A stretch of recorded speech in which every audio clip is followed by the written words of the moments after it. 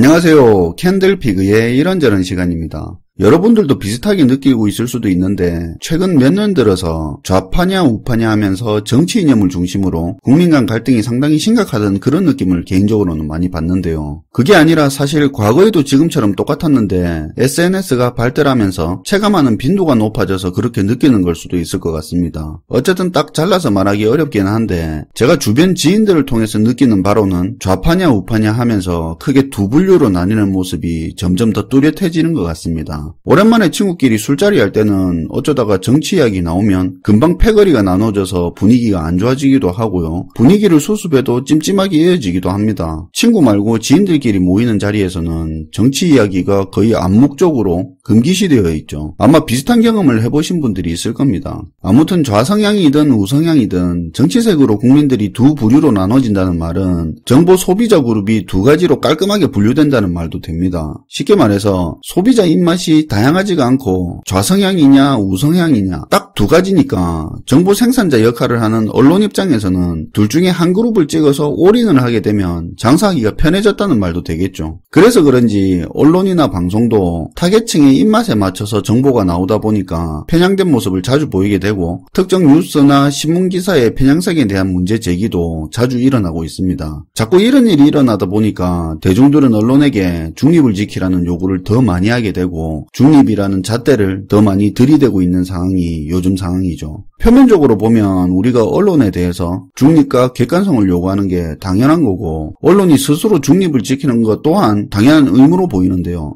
그런데 우리가 언론한테 과도하게 중립을 요구하게 되면 때로는 그 행동이 우리한테 손해로 돌아올 수도 있는데요. 무슨 내용인지 그 부분에 대해서 오늘 중점적으로 이야기를 해볼까 합니다. 물론 우리가 언론의 중립을 요구하는 행동 자체가 잘못됐다고 생각하지는 않습니다. 하지만 우리가 언론에게 요구했던 그 중립 때문에 부작용이 나타날 수도 있는데 이 부분에 대해서 생각해보자 이거죠. 오늘 이야기할 내용이 딱딱하거나 듣기 불편한 그런 종류의 내용은 아니니까 편하게 들어주셔도 좋을 것 같습니다. 우선 언론 편을 드는 그런 개념의 영상이 아니라는 걸 분명히 해두고 싶고요. 받아쓰기 기사나 백예성 기사 그리고 기사를 위장한 광고나 다름없는 그런 종류의 기사를 주로 다루는 언론은 개인적으로 언론이라 생각하지도 않고 오늘 영상에서 이야기하는 언론이라는 그 대상에서는 제외한다는 말씀을 먼저 드려야 될 것 같습니다. 우리가 어떤 사물이나 어떤 상황을 볼 때 우리는 자연스럽게 각각의 다양한 관점으로 생각을 하게 되는데요. 좀 있으면 추석이니까 추석이라는 상황을 예로 들어서 이야기를 한번 해보겠습니다. 어떤 사람은 추석이라고 하면 교통체증이나 세차, 엔진오일 교환 그런 생각을 하게 되고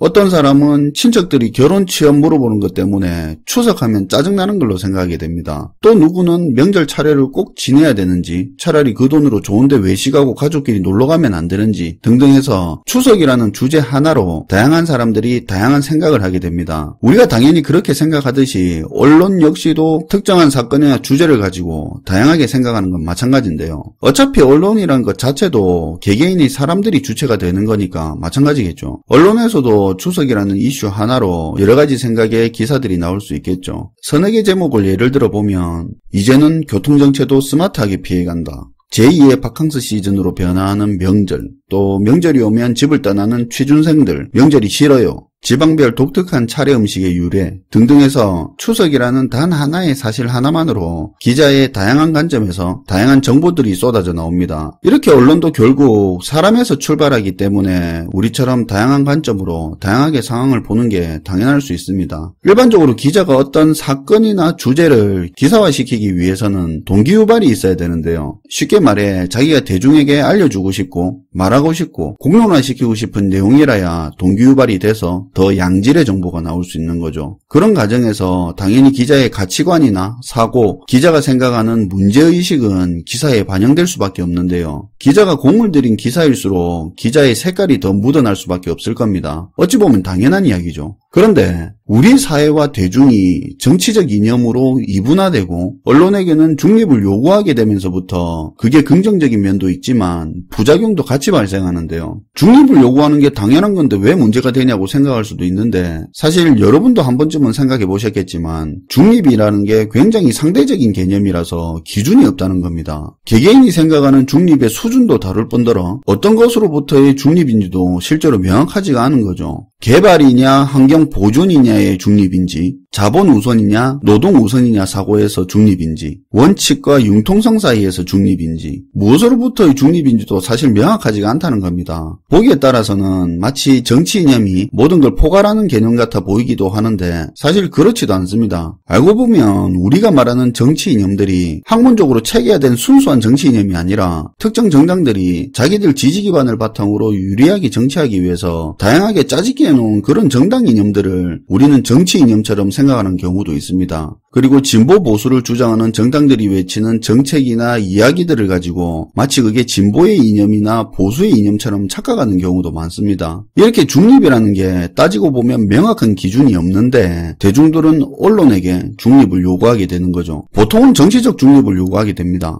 그런데 앞에서도 이야기했지만 중립이라는 게 굉장히 주관적인 부분이라는 겁니다. 똑같은 내용을 보고도 누구는 편향됐다고 하고 누구는 중립적이라고 평가를 하죠. 사실 기자 입장에서는 문제의식에 기반해서 주제를 선정하고 그 문제의식을 뒷받침할 수 있는 객관적인 데이터와 사실을 통해서 나름대로는 최대한 객관적이고 중립적으로 기사를 쓴다고 써도 중립에 있어서만큼은 모든 대중을 만족시킬 수는 없을 겁니다. 그런데도 대중들은 기사의 내용뿐만 아니라 주제 선정 자체만으로 편향됐다는 이야기를 하기도 합니다. 왜 이런 상황에서 굳이 그 주제를 꺼내냐, 의도가 있는 기사다, 상관없는 내용들로 본질로 왜곡한다, 억지로 끼워 맞추지 마라 등등 우리가 인터넷 신문 기사에서 흔히 보는 댓글들입니다. 이렇게 기자들의 문제의식이 기반한 열정이 담긴 기사들은 기준 없는 중립이라는 잣대 하에서 관심에서 멀어지거나 공격을 당하게 되는데요. 이건 보수 언론, 진보 언론 할 것 없이 똑같이 겪는 일입니다. 어쨌든 이런 일이 반복되면 수많은 대중을 상대로 기사를 내는 기자 입장에서는 자기의 생각과 관점을 기사를 통해 펼치는데 부담을 느끼게 될 텐데요. 좀 더 노골적으로 말하면 고생해서 성의있게 기사 만들어봐야 편향됐다고 욕만 쳐들어 먹고 욕먹더라도 관심이라도 받으면 될 텐데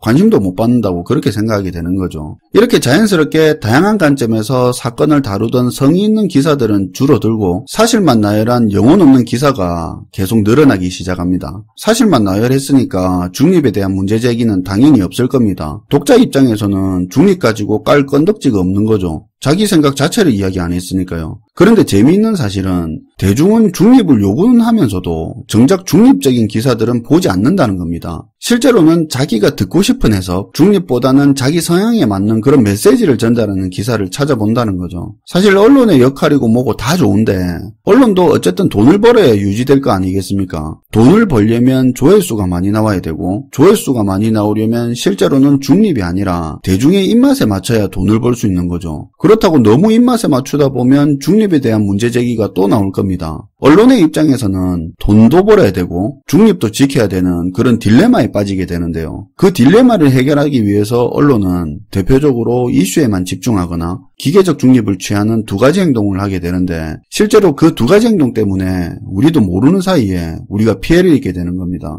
첫 번째가 이슈에만 집중된 사실 나열입니다. 언론은 어떻게 써도 말이 나오는 중립이라는 걸 지키는 가장 쉬운 방법으로 사실만 나열하는 방법을 주로 이용합니다. 그런데 사실 나열만으로는 절대 많은 조회수를 얻을 수 없으니까 핫한 이슈에다가 자극적인 제목으로 기사를 만듭니다. 아마 최근에 많이 느끼실 텐데 다른 뉴스 볼 게 없을 정도죠. 전부 특정한 이슈에 집중되어 있고 다른 기사들은 진짜 일부러 찾아보지 않으면 알 수도 없습니다. 어쨌든 특정 이슈에 많은 기사들이 집중되어 있다고 치면 제목이 서로 너무 달라서 전부 다른 내용처럼 보이는데 막상 들어가 보면 전부 사실 나열만 되어 있다 보니까 기사 한두 개 보면 나머지는 거의 볼 필요가 없을 정도죠. 실시간으로 이루어지는 이슈 경쟁만 치열하다 보니까 그 사건에 대한 기자의 깊은 생각이나 색다른 관점이 들어간 스크랩할 만한 기사는 찾기가 어렵습니다. 전부 이슈몰이 휘발성 기사죠. 물론 기사들이 그렇게 변질되게 만든 원인에는 언론 자체의 문제도 있겠지만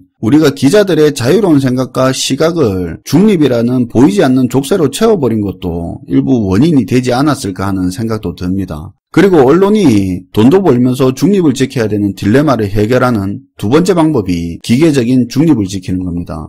대중은 두 가지 이념으로 뚜렷하게 구분되어 있고 언론 입장에서는 특정 집단이 원하는 정보 스타일로 입맛만 맞추게 되면 엄청난 독자층을 잡을 수 있는데 괜히 중립 찾다 보면 정작 독자는 다 놓쳐버리는데요. 그래서 언론은 기계적인 중립을 유지하면서 특정 독자층의 입맛을 맞춥니다. 대표적인 게 인터뷰인데요. 언론이 직접 말하는 게 아니라 전문가들의 입을 빌려서 대신 이야기하게 되는 거죠. 정부 정책을 까고 싶으면 그 정책에 반대되는 이해관계를 가진 전문가를 섭외하면 되고요. 정부 정책을 옹호하고 싶으면 그 반대로 하면 되겠죠. 여론 조작도 쉬워집니다. 정부 정책을 옹호하고 싶으면 거리에 나가서 시민들 인터뷰 여러 개 한 거 중에서 정부 정책에 적극 지지하는 사람 인터뷰 2개 골라내고 괜찮게 보는 거 하나, 적당히 반대하는 사람 인터뷰 1개 이렇게 골라내서 섞어서 내보내버리면 보는 사람은 역시 사람들이 전체적으로 나처럼 이 정책을 좋게 보는구나 이렇게 되죠. 분명히 편향된 내용이지만 남의 입을 빌렸기 때문에 언론은 중립을 지킨 것처럼 보입니다. 이것 외에도 반대되는 양쪽의 주장에 대한 영상을 똑같이 10분씩 공정하게 보도하는 것처럼 하면서 한쪽의 의견을 일부러 그 사람들이 말하는 의견 중에서 가장 설득력 약한 부분을 강조하기도 하고요. 토론이나 시사 토크쇼에서 진보 2명, 보수 2명, 공정하게 게스트를 출연시킨 것 같은 형식을 취하고는 있지만 알고 보면 중도에 가까운 사람을 보수 자리에 혹은 진보 자리에 앉혀서 원하는 결론을 이끌어내기도 합니다. 이런 게 기계적인 중립의 대표적인 행동인데요. 표면적으로는 중립을 지키는 것 같이 보이지만 남의 입을 빌려서 혹은 철저히 계산된 편향성으로 자기 타겟 고객층을 챙기는 행동입니다. 개인적으로 첫 번째 사항인 이슈에만 집중되는 건 그럴 수 있다는 생각인데 두 번째 기계적인 중립은 제법 위험하다는 생각이 듭니다. 가장 큰 문제가 언론의 생각이 반영된 기사나 뉴스라는 걸 독자는 모르고 보게 되는 거죠. 대중들은 있는 그대로의 중립적인 진실이라고 생각하면서 받아들이게 되는데 예를 들어 기자가 어떤 사건에 자신의 생각과 가치를 더해서 기사를 풀어나갔다면 동의하는 사람은 동의하는 대로 아닌 사람은 아닌 대로 독자들이 판단을 할 수 있는 여지를 주는데 이런 기계적인 중립을 해버리면 독자들은 판단할 기회조차 잃어버리게 되는 거죠. 쉽게 말하면 독자를 기만하게 돼버리는 거죠. 이건 역시 우리가 말로는 중립 하면서 실제로 행동은 자기가 듣고 싶은 편향된 정보만 찾다 보니까 언론도 언론대로 살 길을 찾은 게 그게 아닌가 하는 생각도 듭니다. 사실 언론 내부적으로도 기계적인 중립을 피하기 위해서 스스로 반성도 하고 자기네들끼리 기계적 중립을 많이 취하는 언론사들을 질타하기도 합니다. 아무튼 오늘 언론의 중립과 관련된 이야기를 하면서도 저도 솔직히 말하면 중립이 뭔지 아직까지 잘 모르겠고 명확한 실체도 기준도 없는 그런 중립을 언론한테 계속 요구하는 게 우리를 위해서 과연 옳은 일일까 하는 생각도 듭니다. 언론은 대중들에게 있는 그대로의 사실을 정확하게 알려주는 역할도 있지만 우리에게 그 사실을 통해서 무엇을 봐야 하는지 무엇을 생각해야 되는지 다양한 기회를 제공하는 역할도 한다고 생각합니다. 너무 상업적이거나 이해관계자들을 대변하는 역할을 하지만 않는다면 개인적으로는 기준이 없는 중립을 너무 강요하기보다는 언론들 자기만의 색깔을 낼 수 있도록 해줄 필요도 있다는 그런 생각이 드는데요. 대신 우리도 의미 없는 중립을 강요하기보다 그 언론의 색깔을 인정해주고 챙겨봐줘야 할 필요도 있지 않을까 생각하는데요. 그래야 지금처럼 좌우 이분화된 정보가 아니라 다양한 관점의 정보가 많아질 거라고 봅니다. 자꾸 이분화된 정보만 나와서 국민들의 사고는 더 경직되고 있는데 다양한 관점의 정보가 많아지기 시작하면 어느새 우리도 모르게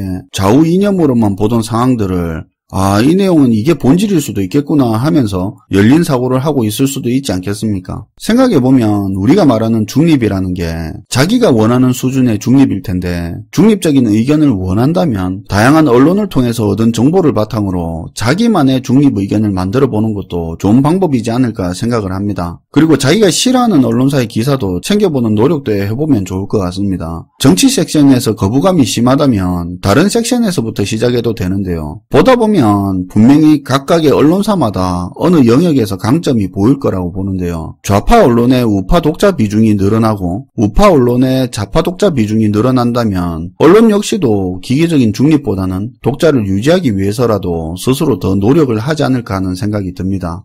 오늘은 과도하게 언론에게 중립을 요구하는 우리의 행동이 때로는 부작용을 만들어낼 수도 있다는 이야기를 했습니다. 지금까지 캔들피그의 이런저런 시간이었습니다. 시청해주셔서 감사합니다.